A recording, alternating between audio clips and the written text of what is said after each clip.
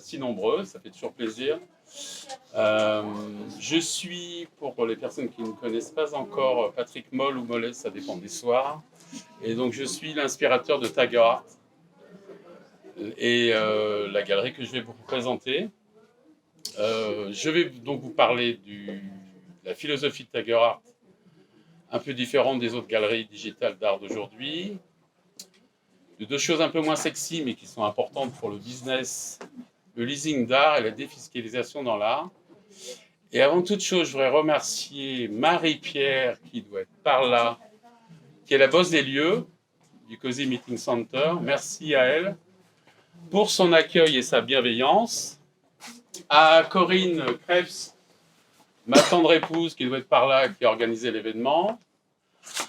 Ah oui, à notre vidéaste, jeune talentueux partenaire de Tiger Art, Lino, enchanté, qui va filmer pour nous le lancement, ce qui permettra aux personnes qui n'ont pas pu venir et surtout tous les autres artistes qui sont pas sur Paris de pouvoir voir la vidéo en direct, enfin pas en direct, la vidéo pardon, en différé sur les réseaux dès bientôt.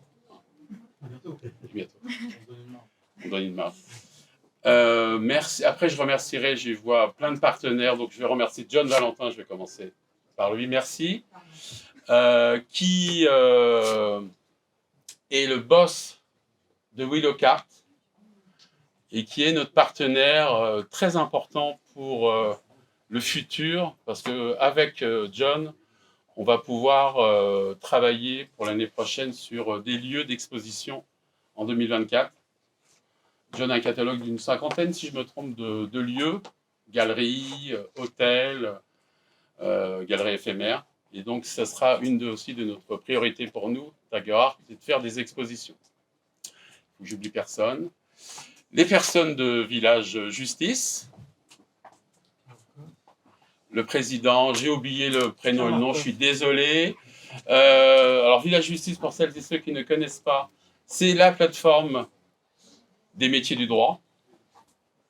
40 000 membres, c'est ça ce jour, président, 40 000. Ah, pardon. Ah ouais, pardon. Ça commence pas bien. Ça marchait bien, le partenariat et toi tout de suite. Donc 120 000, oui, merci. Et 1 400 000 là, je pense, visiteurs par mois. Et grâce à ce partenariat, nous avons eu un très bel article sur leur plateforme qui nous a amené beaucoup de retombées en termes de cette page d'événements. Enfin, 3 fois plus en fait. Et on a, pour votre information, à peu près 850 ce soir visites par jour.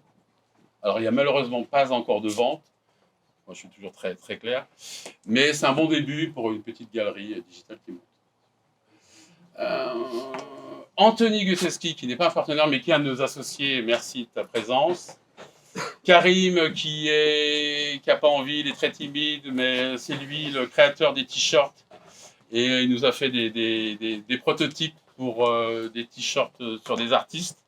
Donc c'est un élément de merchandising textile qui peut être intéressant, même si ce n'est pas forcément celui privilégié, mais c'est quelque chose aussi de très bien.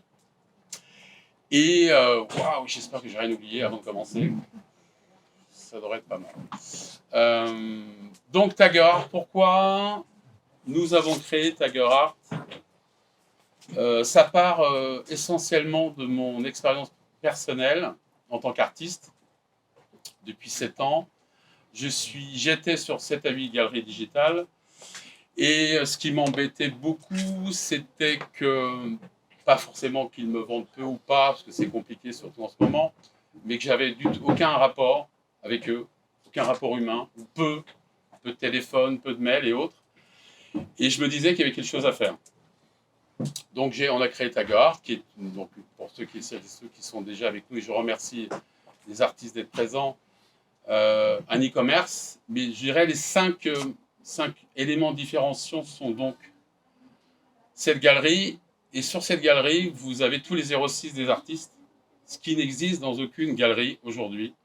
Les galeries digitales n'ont pas du tout envie de communiquer les numéros de téléphone des artistes pour la simple raison qu'ils n'ont pas envie de les perdre. Donc nous, on est en open source et je trouve ça très intéressant. Le second point, Le marketing digital, qui est géré en partie par moi, et un peu par mois, et beaucoup par mois en ce moment, est essentiellement lié et tourné vers les artistes et pas sur la marque Tagerart. Vous avez dû le voir pour celles et ceux qui sont chez nous. Ça aussi, ça n'existe pas pour les autres galeries. On est plutôt sur, je ne vais pas citer des noms, mais Singular, Artspur, on est plutôt sur des publicités de marque, pas des publicités d'artistes. Troisième point, des expositions, comme celle d'aujourd'hui pendant 10 jours sur des artistes parisiens et de régions parisiennes. Donc il y a 13 artistes aujourd'hui. Il y en a 6 en même temps à Aix, en Provence, où notre associé aussi organise à Aix-en-Provence une exposition. Donc là, ce soir, on a 19 artistes qui exposent, ce qui est plutôt intéressant par rapport à d'autres galeries digitales qui ne font là non plus aucune expo en vrai. Et l'autre point, qui est quelque chose qui n'existe aussi toujours pas, vous allez me dire, il parle que de ça, mais c'est vrai, il n'y a aucune aujourd'hui application gratuite qui met en relation les artistes et les collectionneurs ou les curieux ou les passionnés d'art. Cette application sera en ligne, aurait dû être en ligne, je vous dis tout, hein, il y a 2 jours, sauf que nos amis d'Apple sont un peu plus sévères et bon, il y a beaucoup de systèmes de sécurité. L'application est prête, évidemment, mais donc elle sera en ligne que le 15 décembre. Pas très long. Donc cette application a pour principale singularité, c'est donc de mettre les artistes qui le désirent en communication avec des personnes qui souhaitent les rencontrer par un réseau que tout le monde connaît qui est WhatsApp. Donc vous allez sur l'application Tagerart à partir du 15, vous inscrivez gratuitement. Vous avez une liste d'artistes qui sont en communication et vous pouvez par le biais de WhatsApp pouvoir communiquer avec eux. Ça aussi c'est mon expérience personnelle en tant qu'artiste parce que j'ai beaucoup vendu sur Facebook et en fait je me disais que les personnes me disaient en MP oui j'aime bien ce que vous faites, blablabla. Bla, bla, bla. Et puis à un moment donné, on avait besoin de communiquer, donc on travaillait sur de la communication téléphonique et très souvent la vente était faite. Donc c'est vraiment les 5 principales singularités, aussi par rapport à d'autres galeries qui sont pour moi un supermarché. C'est pas du tout des très belles galeries qui font beaucoup de boulot, mais nous notre idée c'est de faire partir d'un club. Et dans ce club-là, on a des droits et devoirs envers chacun de nous pour faire avancer le club, le faire prospérer. Et ça, c'est aussi ce qu'on veut faire. On ne sera jamais 1000, ni même 500. En l'année 3, on a prévu 250 pour après robotiser tout le reste, enfin robotiser, mécaniser ce qu'il faut faire en termes de marketing. Mais l'objectif, c'est garder cet esprit de club et de pouvoir véritablement communiquer pour les artistes, pas forcément pour la marque. Ça, c'est des points positifs. Il y a quelques points qui fâchent aujourd'hui, enfin qui sont moins bien, c'est qu'on a la jeunesse de la galerie, évidemment. Donc on a un déficit de notoriété via notre jeunesse, même si le référencement naturel est très bien fait et on a déjà pas mal de business par rapport à ça, mais on a vers 1, 2, 3, 4, véritablement un déficit de notoriété. L'autre point, c'est qu'à l'instar de certaines galeries, c'est pas gratuit. Donc l'abonnement est de 250 € annuel, de date à date. Par exemple, un artiste qui s'inscrit demain, le 7 décembre, paiera, son abonnement ira jusqu'au 7 décembre 2024. Pourquoi 250 € et pourquoi c'est pas gratuit? Je pars d'un principe qui est le mien, c'est que quand c'est gratuit, ça n'a pas de valeur. Alors, on peut être gratuit avec des amis, mais à un moment donné, quand il y a une relation de business, je trouve que c'est intéressant d'avoir un engagement. Nous, on s'engage vis-à-vis des artistes, comme ils ont payé, de travailler, de faire ce qu'on s'est dit. Et vous, en tant qu'artiste, vous êtes plus enclin à mettre des œuvres sur votre plateforme, votre galerie, à communiquer peut-être pour Tagerart aussi. Donc il y a cet échange-là. Et de ce point négatif, il y a un point positif, c'est que nous prenons et j'insiste sur 25% de commission sur les ventes. Et ça, pour celles et ceux qui sont sur les plateformes, c'est le moins cher du marché. Voilà. Parce qu'on est d'autres à 50, 35. Avez-vous des questions? Bien sûr, je serai là pour y répondre, mais si vous avez des questions sur est-ce que j'étais assez clair, j'espère. Donc, rappel, les 06 sur les galeries, un marketing digital essentiellement tourné vers les artistes, des expositions en vrai, une application, et aussi, par rapport à d'autres, on cherche des partenaires qui ont pour vocation de faire évoluer le business de Tagart, donc votre business, c'est-à-dire des partenaires comme Village de la Justice qui, évidemment, ont une très belle base de données et des clients susceptibles d'eux. Il y a encore aussi beaucoup de choses sur des Rotary Clubs, il y a beaucoup de clubs, des clubs de profession libérale. En fait, c'est ce qu'on cherche, nous, que les gens des Beaux-Arts viennent nous voir, ce qu'ils font, ce qu'ils ont fait, pour leur dire on va mettre votre logo. Les gens des Beaux-Arts vont jamais vous acheter des toiles, donc c'est intéressant pour la notoriété de la marque, mais c'est beaucoup moins intéressant pour vous artistes, même si on ne s'interdit pas de le faire. Voilà, c'était sur la philosophie, j'espère que j'ai été assez clair. Après, parce que je suis bavard, je peux en parler des heures. Je vais vous parler donc de deux autres items. Donc, je prends des notes. Je prends des notes parce que ce n'est pas ma tasse de thé. Donc, sur le leasing d'art, important. Et après, je vous parlerai de la défiscalisation. Alors, comme vous le savez sûrement, un leasing, ça permet de louer une œuvre pour une durée déterminée afin de pouvoir assouplir un budget. Alors, c'est valable pour les particuliers, c'est valable pour les professionnels. Vous avez sûrement fait du leasing d'art pour des voitures, des vélos, peu importe. Ce qui est aussi intéressant sur Tagart pour les artistes ou les personnes qui ont visité le site, ce qui n'existe pas sur les autres galeries, c'est quand vous allez sur la page d'un artiste, vous avez son prix, ses dimensions et autres, mais vous avez tout de suite un icône qui est le leasing calculateur de Tagart, c'est-à-dire qu'il vous permet de calculer automatiquement en simulation, malheureusement pour l'instant, votre leasing et la durée du leasing par mois et le prix que vous pouvez mettre au début par rapport à l'achat ou au futur achat de l'œuvre. Alors ça c'est... Et avec, après, forcément un dossier qu'on envoie à un partenaire, Arnaud, avec un vrai 06 sur le téléphone pour constituer le dossier. C'est pour moi un peu long et donc on va développer autre chose, on va mécaniser rapidement et que le questionnaire soit aussi sur le site pour avoir au-delà de la simulation véritablement une preuve d'achat, enfin, une première preuve en tout cas du leasing d'art que moi je pourrais voir après avec mon liseur sur du scoring, c'est technique, mais ça nous permettra de relancer celui qui a commencé de faire un dossier et qui n'a pas été jusqu'au bout. Donc ça c'est une partie du leasing d'art qui, avec des spécificités pour les particuliers, une carte bancaire parce que un 10% d'acompte tout au début, carte d'identité, un RIB, dernière fiche de salaire, avis d'imposition et justificatif de domicile. Et pour les professionnels, c'est aussi une carte bancaire, un RIB, un extrait de cabis, évidemment, puis une liasse fiscale. Voilà. Donc, moi, je pense aussi que le leasing d'art est une façon aujourd'hui d'acheter de l'art, parce qu'on a de moins en moins de personnes qui sont capables d'acheter tout de suite une somme.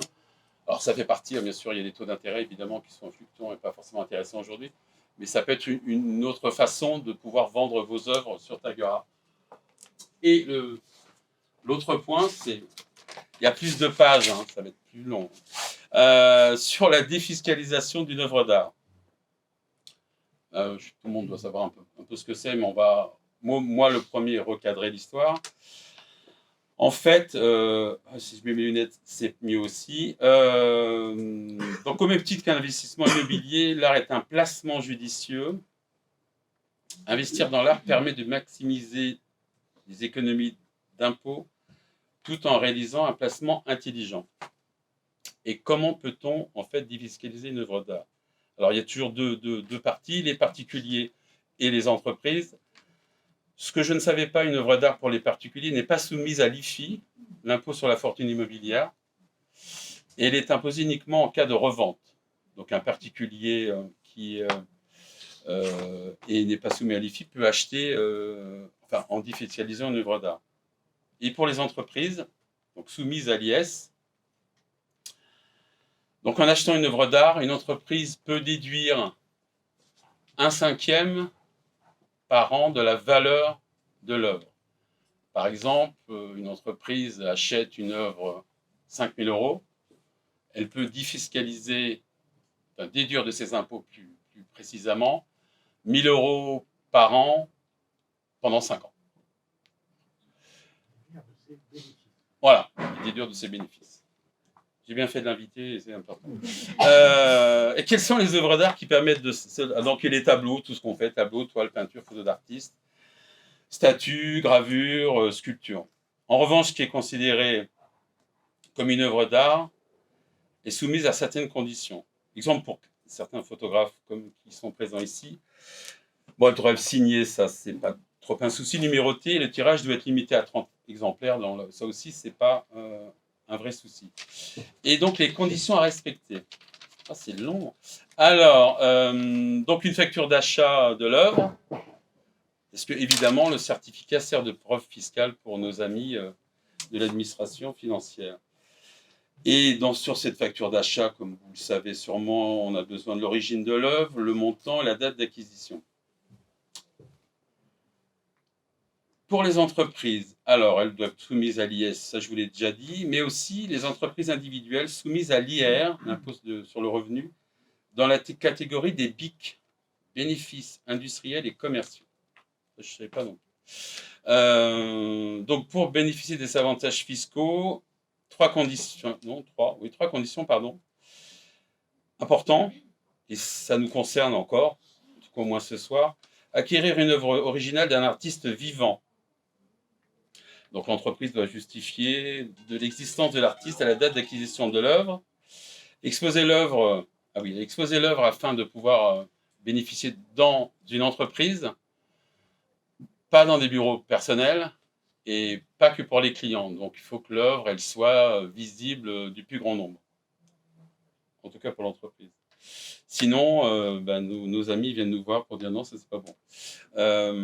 Et là aussi, inscrire le prix d'acquisition déductible un compte de réserve spéciale au passif du bilan d'entreprise. Et ça, c'est au niveau du hors-taxe. Hein, parce que, évidemment, avec la TVA, l'entreprise ne peut pas récupérer la TVA sur une défiscalisation.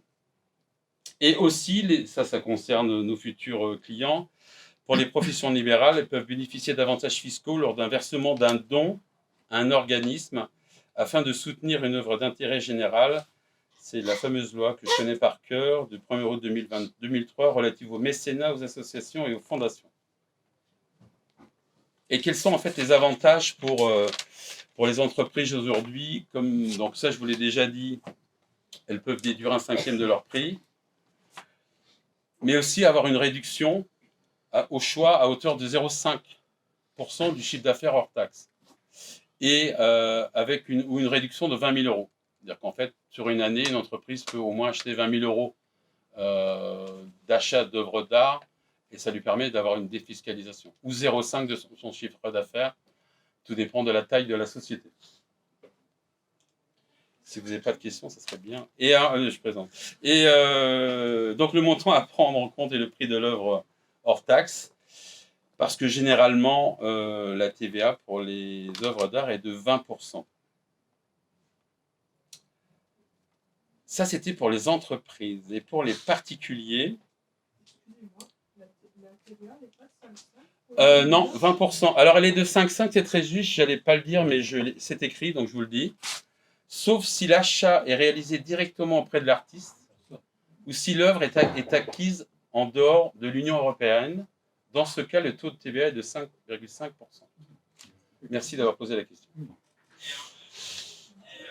Et pour les particuliers, et pour en finir avec cette présentation, acquérir une œuvre d'art en tant que particulier permet de bénéficier d'avantages fiscaux non négligeables, parce que tout d'abord, les œuvres d'art ne sont pas soumises à l'IFI, ça je vous l'ai dit, l'IFI, l'impôt sur la fortune immobilière, et de plus, seule la cession d'une œuvre d'art dont le prix de vente est supérieur à 5 000 € est soumise à l'imposition.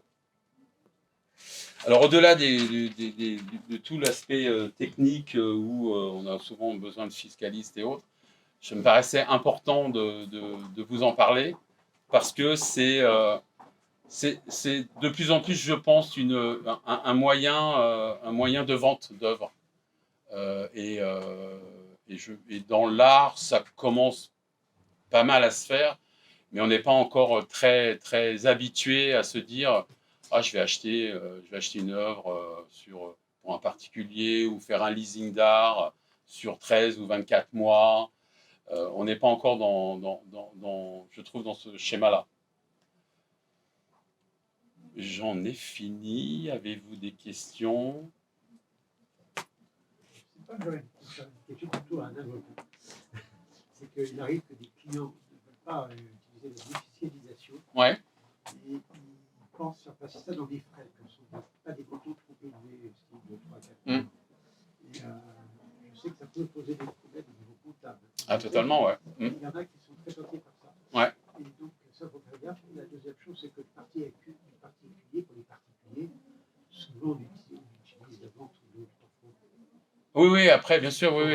Mais ça peut, tout dépend. Après, l'idée, c'est de. Ouais, tu as raison. L'idée, c'est de proposer des services d'assouplissement. L'objectif est toujours de vous faire vendre des œuvres. Donc, on va beaucoup travailler sur du leasing. On a aussi un futur partenaire qui va travailler avec nous sur la défiscalisation, qui est un professionnel dessus et qui a les fichiers avec les clients pour. Voilà. Je vous en parlais, c'est pas forcément ma tasse de thé, comme vous avez pu le voir, mais c'est important de vous en parler parce que c'est aussi un spectre qu'on a besoin, nous, Tagarde, de mettre en place pour vous, au-delà de la vente pure, parce qu'on sait, je le sais, vous le savez, aujourd'hui, on est dans un creux de vague.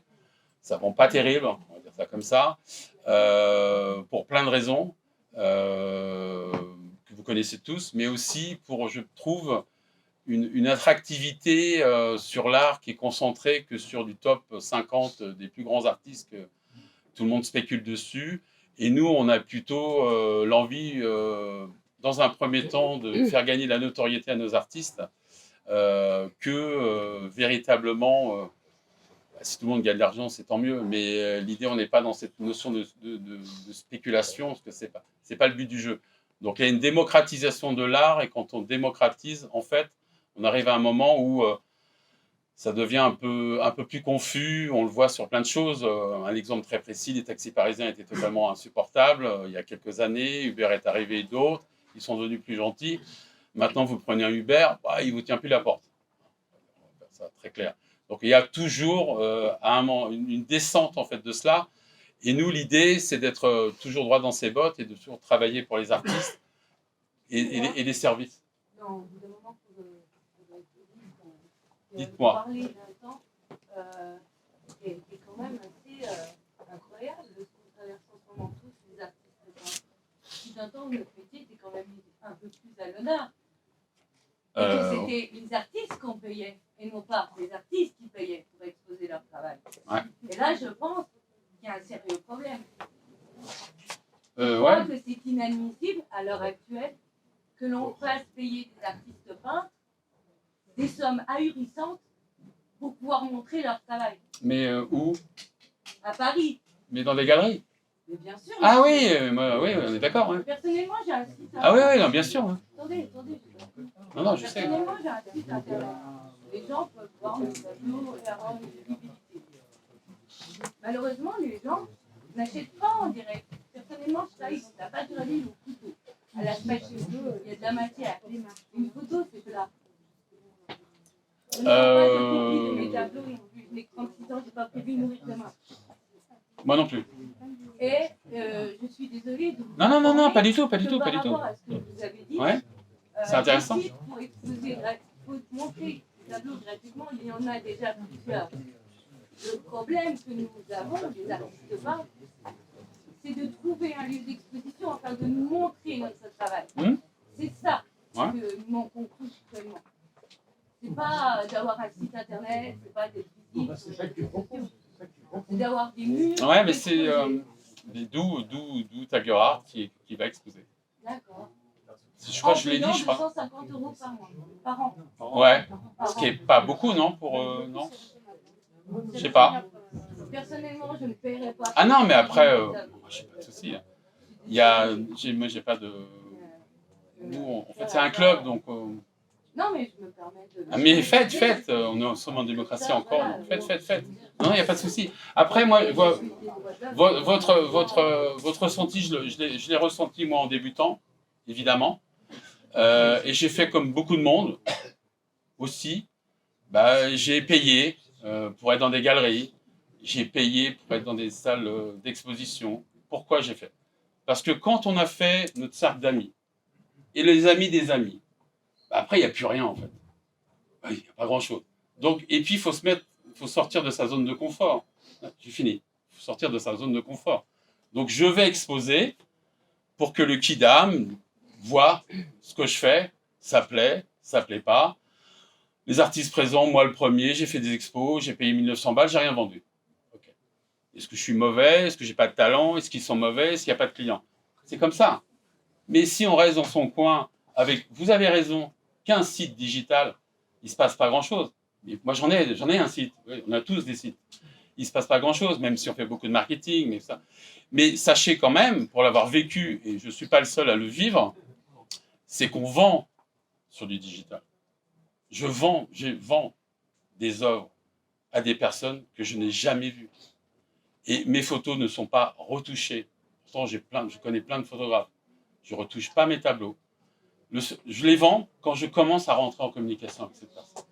Vous avez touché ma sensibilité, bien sûr, en me disant que vous avez payé du gain pour vous. J'ai eu la chance. Ah, moi, vous ne me plaignez pas, moi je suis très bien. Hein. Oh là, faut pas me plaindre. Hein. Alors là, vous êtes mal barré avec moi si vous commencez à me plaindre, parce que c'est pas le genre. Mais je... Mon fournisseur lui-même, Philippe Marin, en Beaux-Arts, m'a dit surtout ne paye pas. Ah, mais moi je. Alors, malgré mon jeune âge, je sais que je suis jeune. Oh, il y a plus jeune et il y a plus vieux. Ouais. Depuis 10 ans que je fais ce métier, et il y a moyen encore d'exposer sans avoir à débourser de l'argent. Bah oui, bien sûr. Il y a, on n'a jamais dit qu'il n'y avait pas de moyens. C'est juste une autre façon de faire, mais on n'a jamais dit qu'il n'y avait pas de moyens. Il y en a d'autres. Il y a d'autres façons. C'est plusieurs façons. Non, mais ne le prenez pas personnellement. Ah non, mais pas du tout. Si vous parlez, on est tous en point d'intérêt. Voilà. C'est ça. Vous parlez, j'ai le droit de parler, on s'explique. En fait, dans ton système, ça permettrait de trouver des gens prêts pour exposer. Non, les 250 €, les personnes ne prêtent pas les lieux. Il faut les financer en fait. Excuse-moi Bruno, mais moi j'ai des lieux, je ne les prête pas. Ah, non, mais ça fait partie. Ça fait partie. Quand on a des endroits pour exposer. Ouais. Donc ces endroits, comment pour les financer? Les endroits. Mais le but, c'est plutôt, vous avez dit tout à l'heure, de trouver des endroits d'exposition. ah, mais les endroits, on les a. Grâce à John, on travaille dessus. Bah, le coût est lié au mètre carré, à la notoriété de l'exposant. Après, si on le fait tout seul, on peut pas le faire. Donc les 250 €, c'est une somme, il n'y a pas de souci. Bah, pour moi, c'est un travail dans Ouais. Et la base, après, mais c'est très bien. Les correspondances, ça va bien. Après, il y a un moment où on souhaite exposer pour le vrai, Ouais. sans retomber sur le site de louer. Mais après, moi, on est évidemment pas du tout interdit et totalement ouvert s'il y a des personnes qui veulent nous prêter le lieu via des commissions qu'on peut leur donner. Après, il n'y a pas de souci. Oui? C'est une bonne question et j'ai oublié de le dire. Bravo, merci d'avoir posé la question. En fait, nous avons un comité de sélection de 8 personnes. Sans rien vous mentir, moi, je suis subjectif et je propose, mais il y a des personnes qui viennent où je ne propose pas et c'est en fait un comité de sélection. Voilà. 8 personnes, 5 oui, 3 non, la personne est prise. Les 8 personnes, elles sont... Il y en a ici, l'ISOC d'Angy, qui est en face de moi, qui fait partie des comités de sélection. J'ai vu Fleur, qui doit être par là aussi. J'en ai dans le sud, donc qui ne sont pas là. 8. Qui sont sur le site. Hein. Moi, je ne cache rien. Vous avez tous les noms des personnes sur le site. Ouais. Vous allez prendre combien? Un artiste, C'est-à-dire? C'est infini. Ah, pas du tout. Ah, vous n'étiez pas là au début alors. Non. Non, c'est pas grave. En fait, Comapa est un supermarché comme d'autres. Donc, il n'y aura ni 1000, ni 500, un étroit 250. Grand maximum. Peut-être moins, je sais pas. C'est pas, en fait, le modèle économique est pas du tout le même que les autres galeries. Où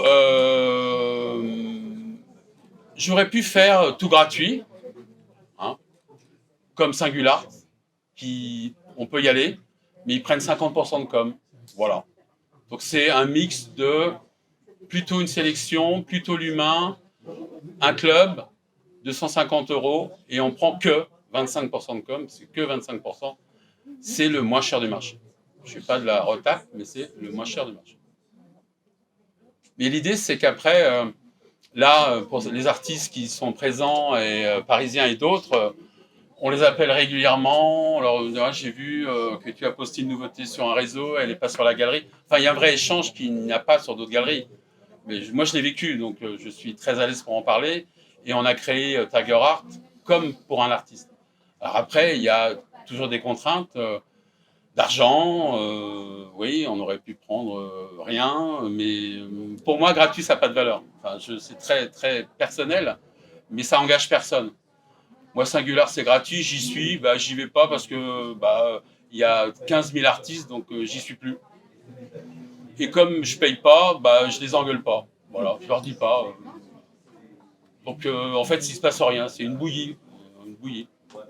Et puis aussi, et je vais finir, mais je rebondis pour la question et je vous remercie de les avoir posées, c'est qu'en fait, nous, on pâtit aujourd'hui, galeries et d'autres galeries qui sont vraiment intéressantes, pâtissent de la mauvaise orientation des autres galeries digitales, qui sont comme modèle économique que de prendre des artistes, les faire payer ou pas, mais surtout, ils sont liés qu'à la vente. Et comme là, il n'y a pas de vente, Casoart vient de mourir, Asport est en difficulté, c'est pas, je le sais, parce que c'est compliqué. Parce qu'à un moment donné, quand le modèle économique n'est qu'aux ventes et qu'il n'y a pas de vente, qu'est-ce qu'on fait? Parce que derrière, les actionnaires qui disent « Oh, on a mis de l'argent et là, il ne se passe rien ». Donc c'est ça, c'est un chemin, on a pris un chemin. Après, comme je dis, Inch'Allah, on verra. Hein. Mais en tout cas, je trouve que c'est un chemin intéressant pour associer le digital et l'humain. Oui, merci. Bonsoir. Bonsoir. En termes de société qui veut acquérir une œuvre ou qui veut aménager des locaux, par exemple, comment ça se passe en termes de services? Parce que là, vous nous montrez une façade qui est en fait la partie digitale et l'acquisition d'œuvres d'art auprès des artistes. Ouais. Mais en termes de logistique, en termes de... Tout dépend du lieu et on démarche aussi de la location. Là où je n'en ai pas parlé, mais on peut aussi. Nous, on est une jeune galerie, donc on explore plein de facettes, mais quand un dossier n'est pas clos, on ne le dit pas, donc, parce que c'est un peu notre philosophie. Mais il y a évidemment tout aussi un marché de location pour des entreprises, de location d'art, où on peut changer tous les mois, 4-5, bien sûr, vous avez raison. Ça, c'est un travail, et nous, ce travail-là, on met l'accent, il faut aller chercher ces entreprises-là. Et après, les artistes qui sont sous Tagger Art, on les sollicite pour dire, voilà, si c'est, je dis, une entreprise qui est à Nice, on va peut-être pas solliciter les Parisiens pour des frais ou autres, ou pas. Et tout dépend, en fait, de ce qu'ils recherchent. D'accord, c'est vraiment en cas par cas. Ouais, mais on est dans du cas par cas et c'est pas très processé en fait, c'est vraiment vous faites au fil de la. On cherche et après on regarde comment ça fonctionne, ouais. Et l'idée c'est de pouvoir planifier là en 2024 des dates d'expo sur des lieux, mais là aussi si c'était si simple que ça, d'autres l'auraient fait. Donc on est dans un schéma comme ça. Moi, je le vis en tant qu'artiste, hein, surtout. Moi, je suis pas un businessman, même si je l'étais auparavant. Moi, ce qui m'intéresse, c'est de gagner en notoriété pour vous, artistes, de vous faire vendre, évidemment. C'est in fine, tout à chacun, on a besoin de vivre et gagner de l'argent.